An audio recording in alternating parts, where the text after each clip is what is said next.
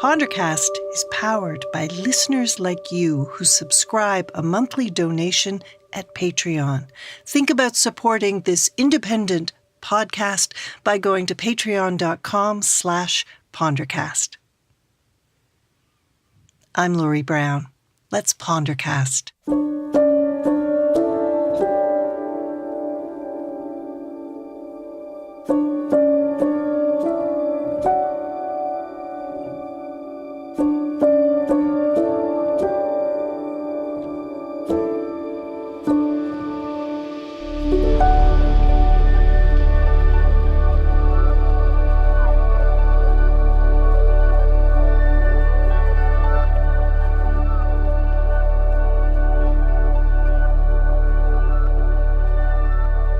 I have been walking a lot. Seems to be the thing that you do most when you travel. You walk a city, you get the feel, the layout, the sense of different directions, the sense of different neighborhoods, walking through different tax brackets in different time zones, trying to get the lay of the land.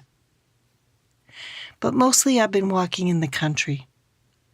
I've been walking in England, in Cornwall and Devon and in Wales. Great long hikes along cliffs and beaches, through villages. And I was away for a little over a month, and I did a lot of walking. So this is a walking Pondercast. Like the first week of any vacation, my mind was still back at home. It was racing as I walked. Still not fully there, but after many kilometers, my brain finally joined me. It took some work. I kept yelling at it, "Wait up, asshole!" And it finally held up and waited until my feet got there.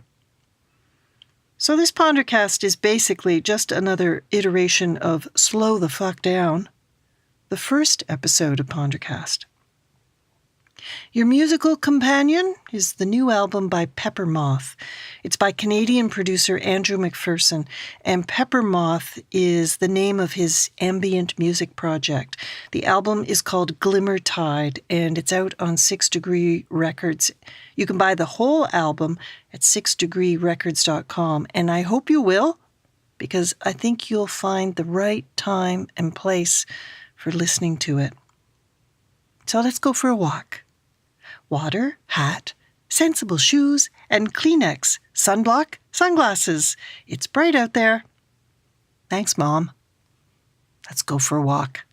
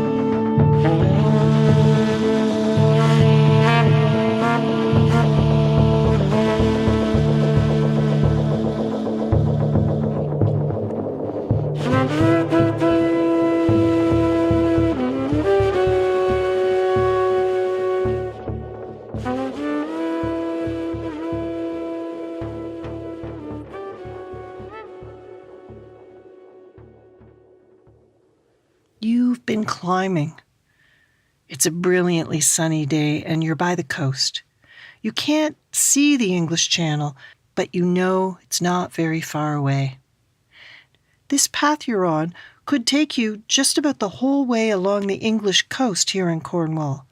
But today, we're going to walk it for just as long as we feel like it. We are light. There's no heavy backpack, nothing but a bottle of water in the car keys, hands-free, no destination, pure exploration. So far, the path has been up the whole way. It's been slow going, but not brutal. You keep your eyes on the path, afraid to turn your ankles so far away from anything. Could you even get phone reception out here? Would anyone come along to help? But every once in a while you stop. You look up and around. Grassy fields covered in the messy color combinations that early summer wildflowers gift us. Reds and pinks together, blues and yellows, all brushing your legs as you wind through narrow footpaths worn into the hillside. And all the flowers are moving with the wind. And it's the movement that really catches your eye, as if they're saying, "Look at me, look at me." And you do, and marvel as they swing on their stems. How could there be so many colors in a field? This is a highlight, but you know the grand prize is waiting for you at the end of the climb. Eyes back down to the tiny worn footpath. No need to worry about getting lost. Thousands of hikers before you are showing you the way. You are content to trust the path. No maps, no GPS, no discussion. Just follow the path.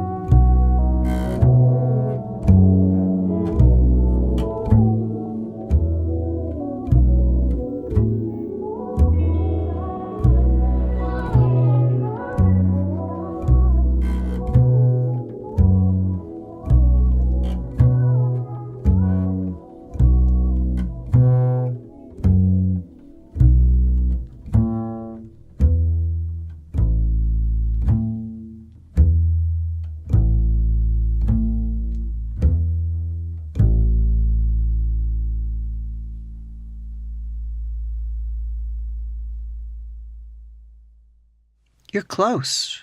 The little sign where you parked to start your walk about 15 minutes ago just said High Cliff. And that's all you knew when you started this morning. You didn't know how far, how long it would take, how hard it would be. Would you run into bulls when you crossed that farmer's field? What is it that you're supposed to do when one charges you? Is it make yourself really big and loud or run like hell? I'm not exactly sure. Just trust the path. Look, it leads all the way to the fence on the other side. It looks like previous hikers have made it, and so you will too. And you did. No crazed bulls. You feel the breeze pick up, a bit cooler. Water is near. And there, that is the top of the hill, the edge. The green grass just stops over there. Grass meets sky, green and the blue. The path between your feet has evaporated as all the walkers pick their own spot on the horizon to head to. There are no fences up here. No signs warning of great heights, of collapsing, eroding cliffs. No signs to alert you to the danger. You hear the water before you see it. You get as close to the edge as you dare, and you look down. Whoa, you are way higher than you thought you'd be. Whoa. How high is it? Well, the sign was right, High Cliff. And far below, all gray and brown and unforgivingly solid, are rocks. It's an impossible shoreline. No boats coming ashore here. No swimmers would ever attempt to get in or out of the water. Just rocky shore and breaking waves and wind. You step back a bit, slightly dizzy. From focusing so long on just your feet walking, your head is confused by the extreme change in perspective. Look up the coast to your right and follow the undulating line of rock and shoreline as far as you can see. See the village there, around the harbor, and there's a beach, the whole shoreline locked in an embrace with the ocean. Look down the coast to your left. You can see for miles until your eyes give up. You are left to contemplate how far.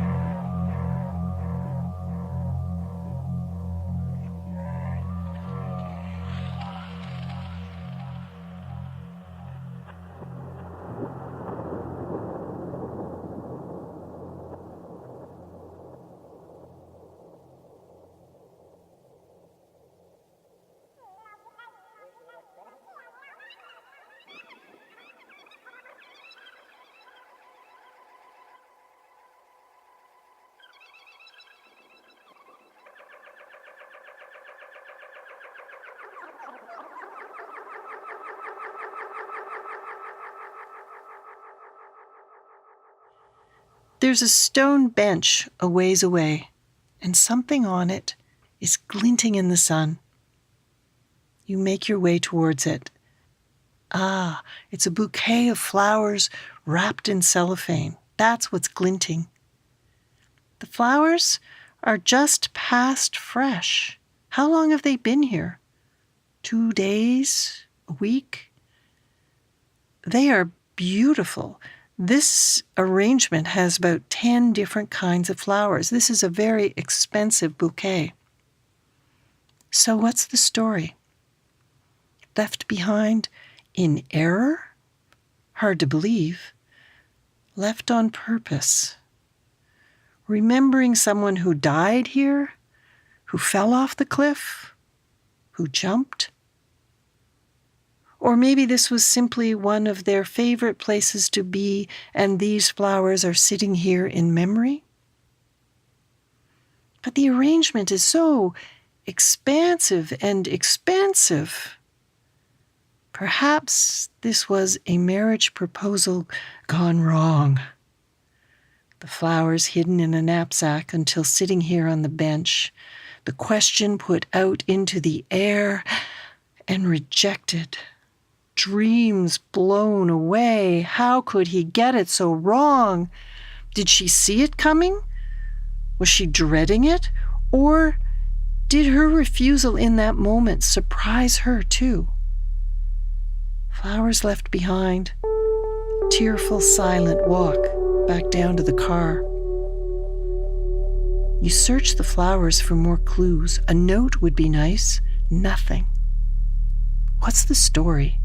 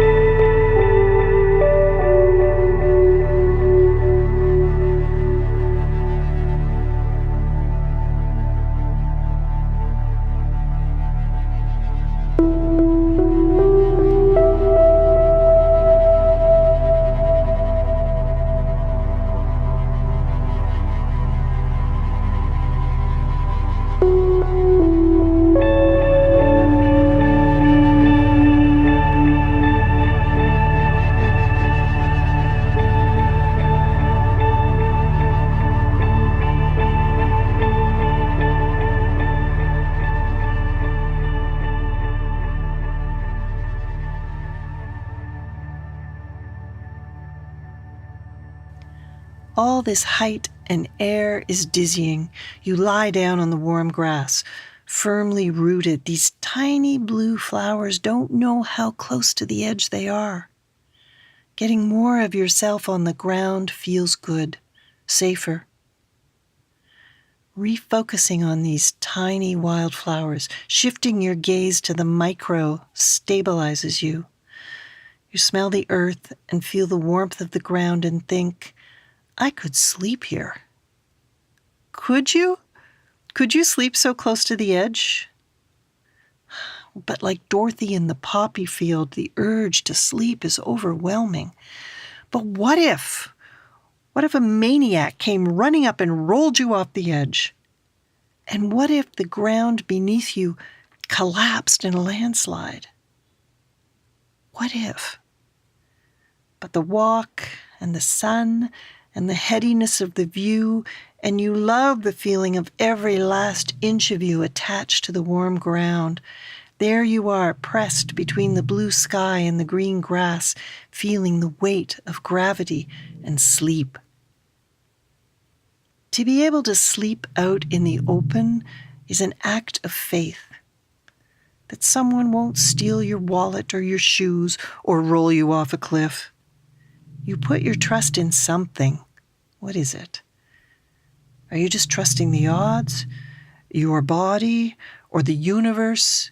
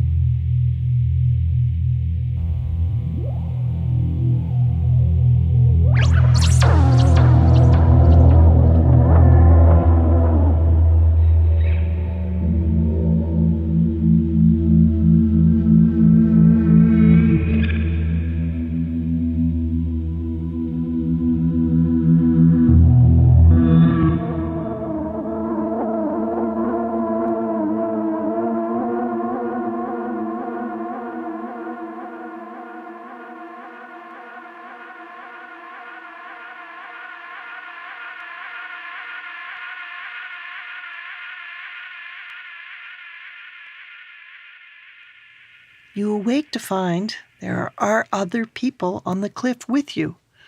Bit of a shock. You see, someone could have rolled you off the edge.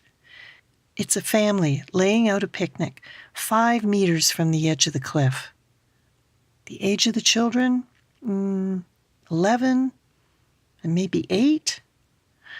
No fences, no protection, yet steps away from certain death. They picnic, and you slept. There is a deliberation about the way they move, spreading the blanket, moving slowly around it, unpacking knapsacks, quietly talking and settling down. The 11-year-old stands a few feet away from his family and looks down the coast. His father joins him, takes his hand, and they walk calmly near to the edge, slowing to a standstill about a meter away. The father points down at something and they talk about what they see. They look northward now, and the sun is naming the villages he knows. The boy walked to the edge, but now he runs back to the blanket. You can sense the flutter in his stomach as he bolted away from the cliff's edge, the father following him more slowly to sit and eat. I love this heightened awareness of our surroundings up here on this cliff. The precariousness of it demands full attention. There's no one looking out for your safety here, nothing that takes away any of the danger of being here. You are fully responsible for yourself up here at the edge of the cliff. Do our brains just naturally click into this hyper-aware state when we recognize danger? I'm not sure. We're surrounded by hundreds more potentially harmful situations in the cities where we live, every moment of every day, and yet we walk through our world like sheepwalkers, trusting that streetlights and sidewalks and public buses are in charge of our safety, not us. Up here, it's just you and the edge. That's the danger. That's it. You can see it right there. It's not going anywhere. So you sit and try to become comfortable with having the edge in your world. It takes a while before you recalibrate yourself to include it. Lie down, reattach yourself to the earth, and look again. Standing at the edge of a cliff strikes a strange balance. Living with such an obvious, present, and constant danger right in front of you. What would it be like to live here on the edge?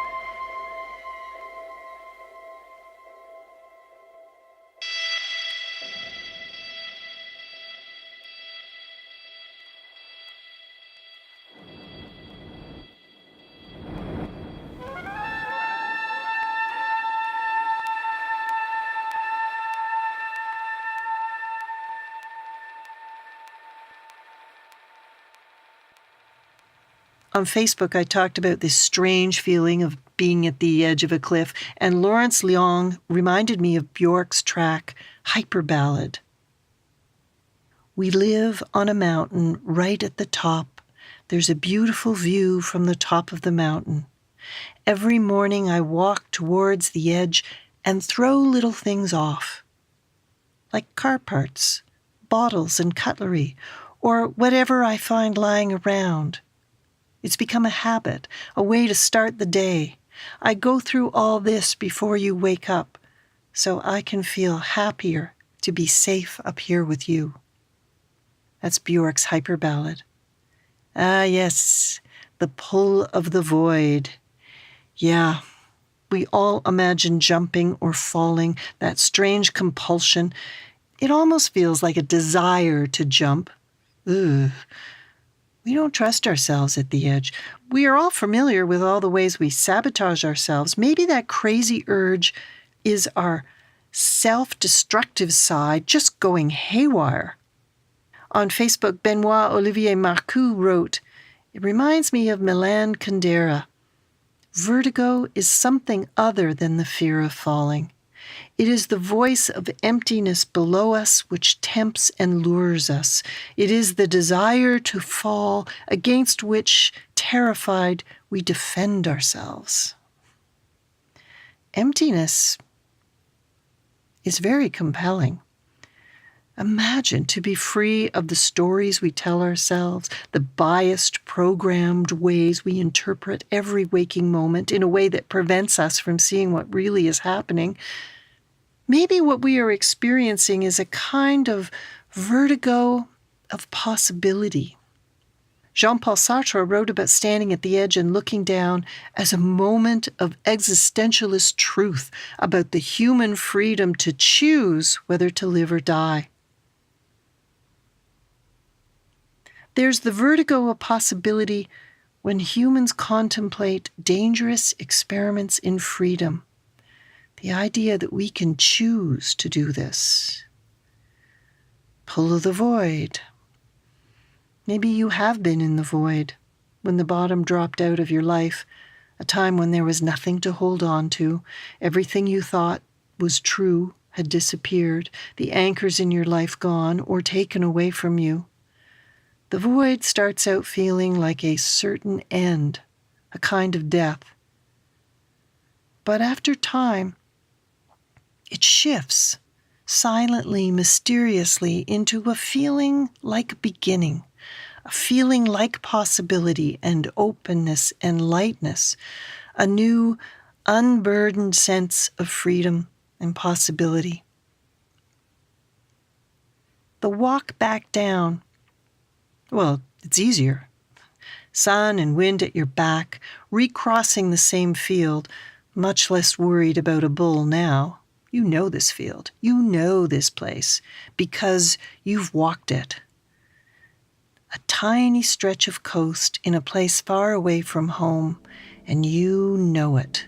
You know the kinds of grass and flowers, the kinds of rocks embedded in the well-worn path, the sound of seabirds and crashing waves.